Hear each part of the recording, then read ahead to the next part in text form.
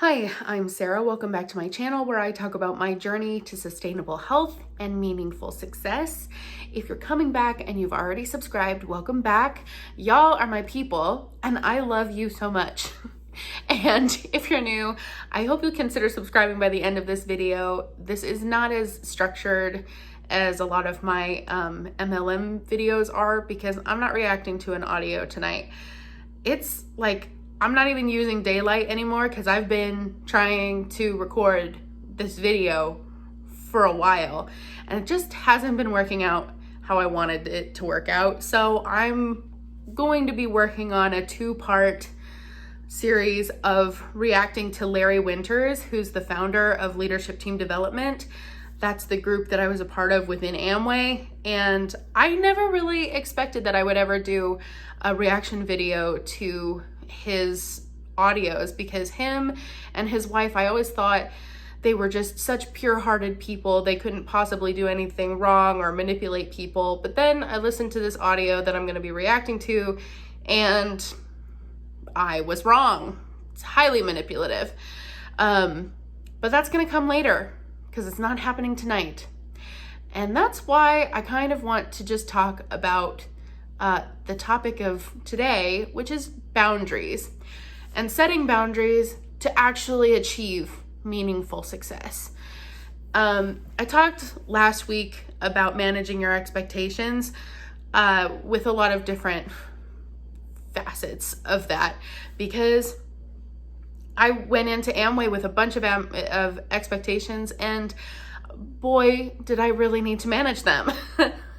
But this week I have been thinking a lot about different aspects of meaningful success within Amway, within MLMs, and then just in general.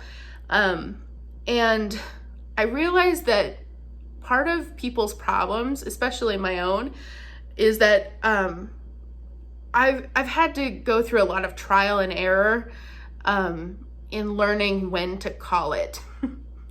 When to call it within Amway, within MLMs, within relationships, weight loss tactics. Sometimes we just follow a course for far longer than we really need to be following that course.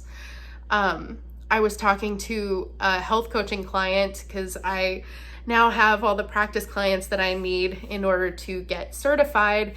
So my certification, if all goes well, will still be in November. But I was talking to my my client and I was explaining to her that like throughout our 90-day program, at any point, if there's something that we're trying and it's not working, we just need to call it. Like we just need to call it what it is and ditch it. We just need to get rid of it. Because if it's not serving you, then why are you doing it? You know what I mean? And that was like mind-blowing for her, but also it kind of sunk deeper with myself as I'm like coaching on this, because within health coaching, the objective is don't feel like you're a failure. This is all trial and error anyway. It's all finding what works for you. So some things won't work for you, and that's expected. That's expected within your health journey.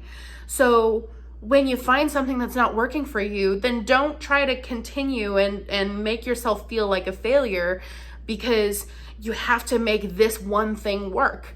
Because the whole point is to determine whether or not it's going to work for you in the first place. So that's within that context of like health coaching or just health journey in general, that in achieving success with your health goals, know when to call it when you're doing something that's not working for you. And don't take that as a personal failure because not everything that you try is going to be optimal for your specific body and your lifestyle. So this is, I don't know, I'm kind of mixing this is just kind of a rant from Sarah because for you, you've only been watching this for like 5 minutes, but for me, I've been talking to you for like 2 hours. And it's just, those 2 hours won't be published on YouTube, but we've had a lot of conversation in my mind, so we're just talking at this point, okay? I've reached my limit. I'm sorry. Back on track. So that's within the health range or like health journey, health aspect, that like if it's not working for you, just stop, because don't take it personal, just move on.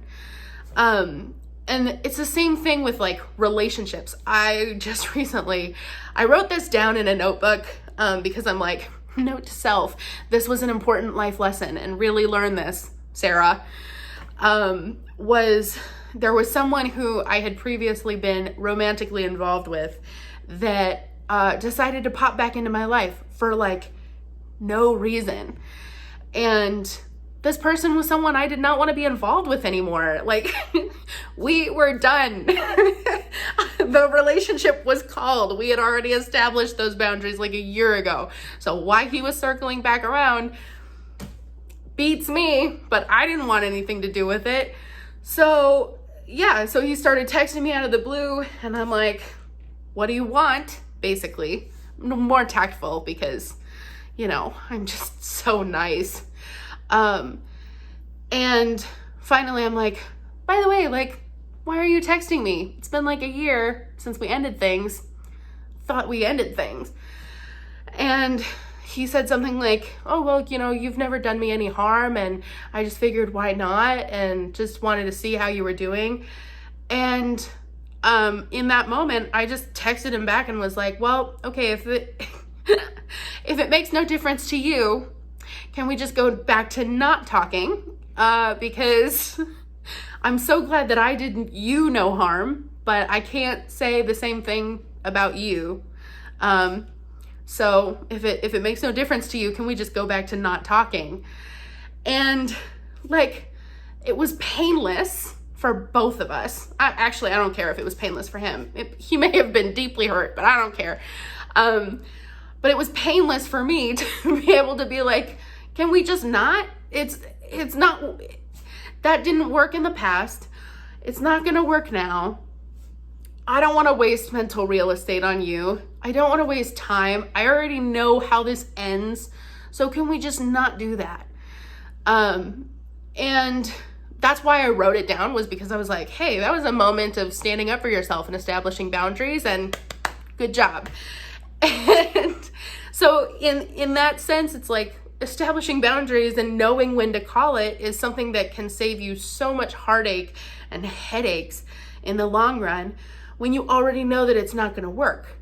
So then that brings us to multi-level marketing and business and success, and what you're willing to give up, and where you're striving to achieve this financial goal or whatever success you're trying to achieve in your life. And so I've been basically drowning myself in Amway LTD audios trying to record this that has yet to be produced. But I've been listening to this, and one of the most frustrating things is the fact that Amway, like a lot of Amway upline, they say, you know, you just have to push harder, you just have to do this, and like pursue this with abandon, and like prioritize this over everything in your life.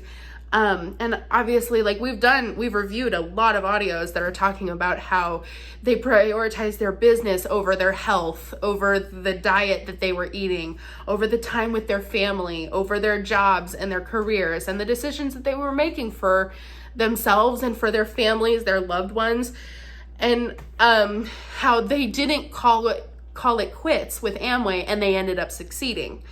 But obviously, what's not represented within those audios is the fact that the speakers who are saying that they never gave up are the like less than 1% of Amway IBOs who actually achieve any sort of success or make any money in multi-level marketing.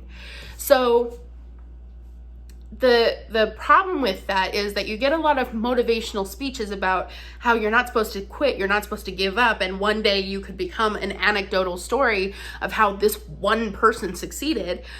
But the reality, and we talked about this last week, the expectation versus reality is like most people fail. Statistically, over 99% of people who are in multi-level marketing companies fail or don't make any money.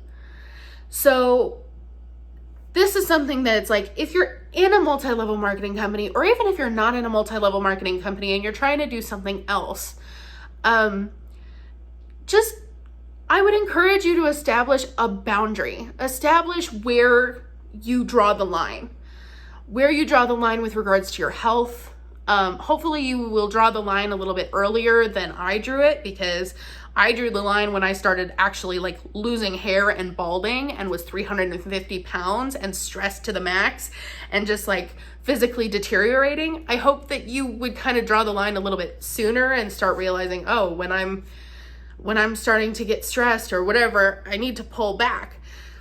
I don't know. I mean, everybody is different, and I'm not trying to tell you where your boundary should be, but have a boundary. It almost sounds like such obvious advice that it's like, have a boundary.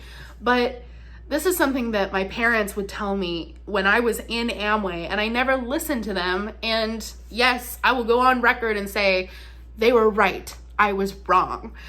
When I was pursuing Amway, and with like no regard for my physical health, with no regard for my financial health, nothing, my parents, especially my dad, would ask me, at what point, no, my mom would say this too, at what point would you just draw the line and say that this didn't work for you? Like, are you just gonna do this indefinitely until you make your success? Because what if that doesn't happen for you ever? Like, at what point are you going to actually call it quits and say, like, it didn't work for me, I'm doing something else?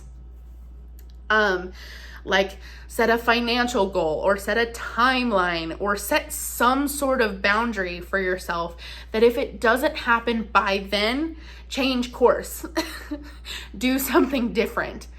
And I don't know. I just wanted to kind of address that, because there's so many anecdotal Amway and multi-level marketing in general stories about how people sacrificed everything and they ended up gaining the world or whatever. They ended up getting all the money that they could ever asked for their from their MLM.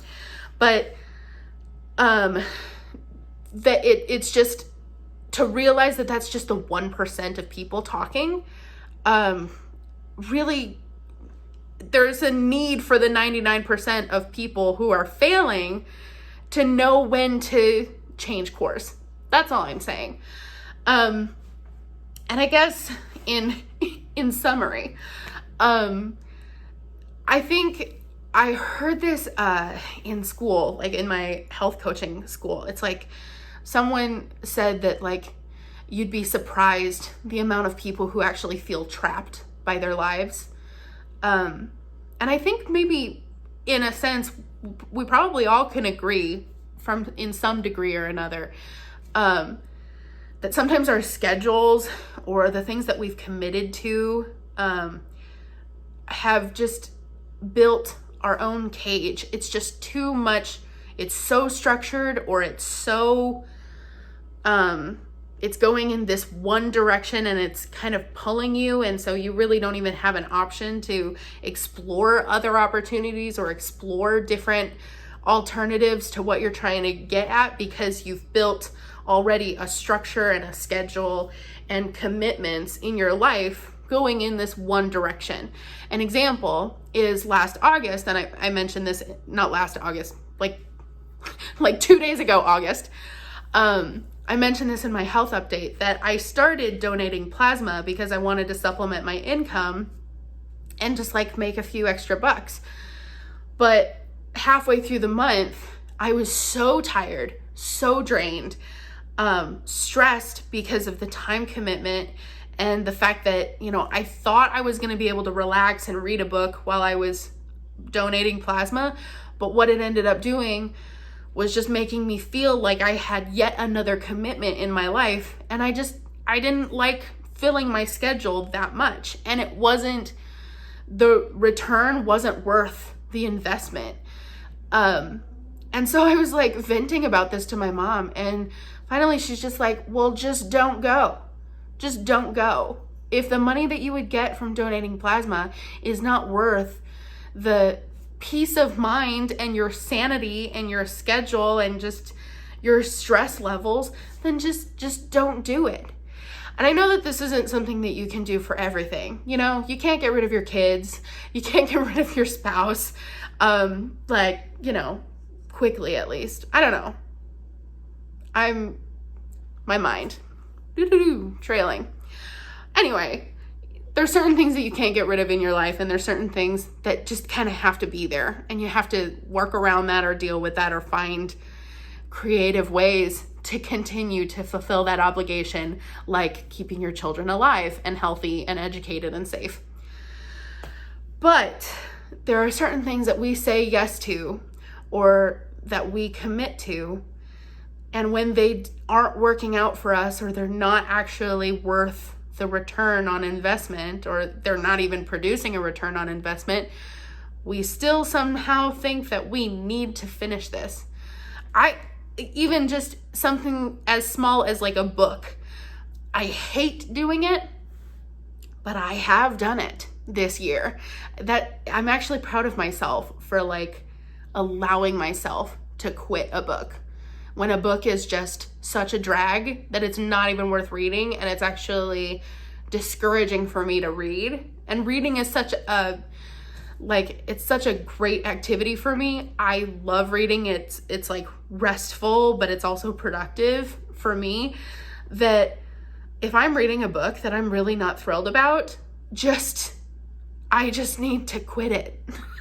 I just need to change it. I think we're so afraid of failure, or we're so afraid of quitting because we don't want to be seen as quitters, that we continue down paths that actually aren't producing any results in our lives, or they're just not worth the return that we're getting. I feel like I've said that about 100 times in this video, but I'm trying to like come up with as many examples as possible, because I think sometimes we don't even see it in our lives when we are really not just stuck in a rut, but we're really just continuing to fail repeatedly, thinking that at some point we're going to succeed.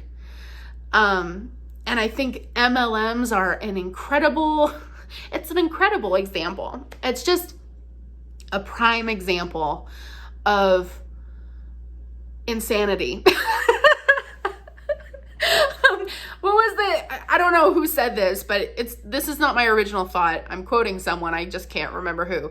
But the definition of insanity is doing something over and over again, expecting a different result. And that is, you know what? That's what I'm talking about, is that we just need to cut the insanity of our lives.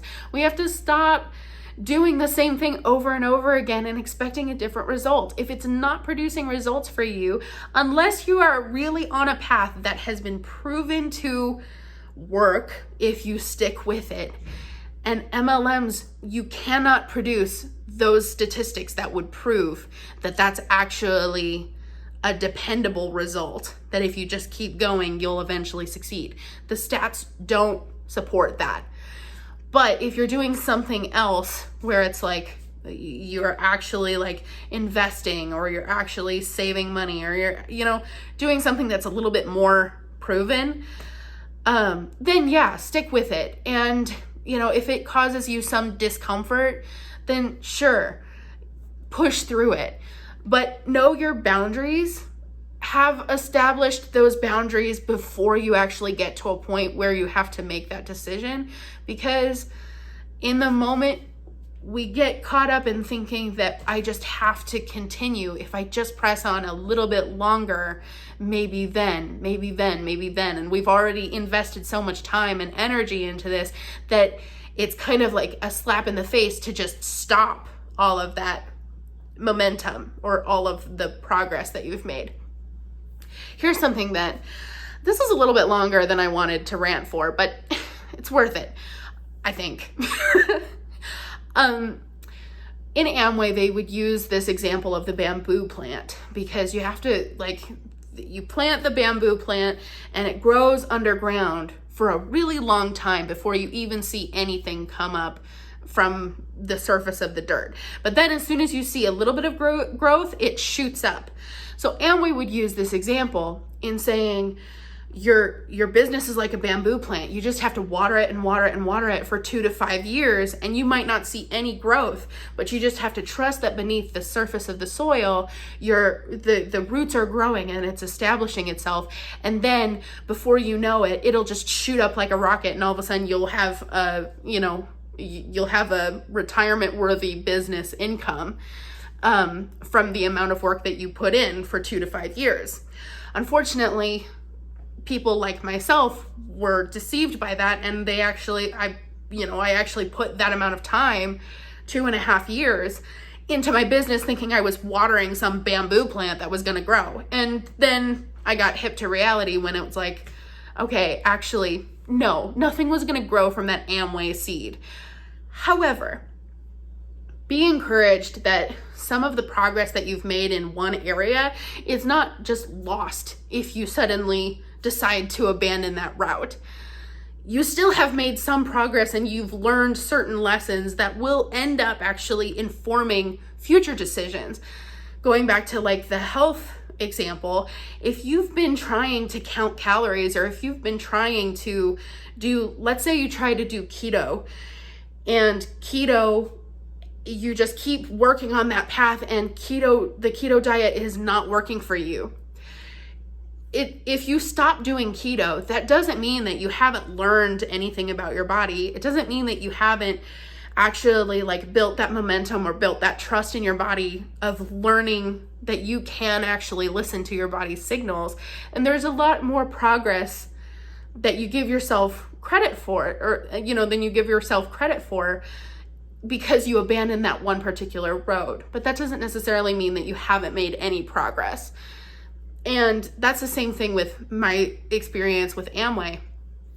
The fact that, okay, I did not get any return on investment with the Amway business and with MLMs in general, but I was growing myself with self-help books.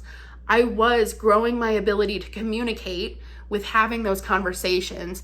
And even though I abandoned that route of like MLM, Amway success, I still am using the progress that I made in my own skills and in my own self-development to then pursue a route that actually works for me, to actually become a health and life coach, and to be talking to a camera like I'm not alone.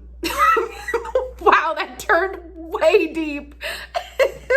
I'm not sad. Anyway, but like to be able to communicate confidently is something that I've gained, at least, or I sharpened with Amway. I can admit that I gained a little bit of things from Amway. The point is, beating yourself up over something that didn't work for you because you failed is not productive. But being able to take the lessons that you learned from something you failed and knowing when to call it quits so that you can discover other opportunities, discover alternative plans and different things that you get to try and, trial and error, find what works for you, is actually a very freeing, very positive way to approach any sort of goal that you're trying to achieve. And to try to do the same thing over and over again, expecting a different result when all you've actually experienced is failure, that's insanity. And I'm just saying, we just need to cut that out right now. So I hope that this rant was, helpful, positive, entertaining.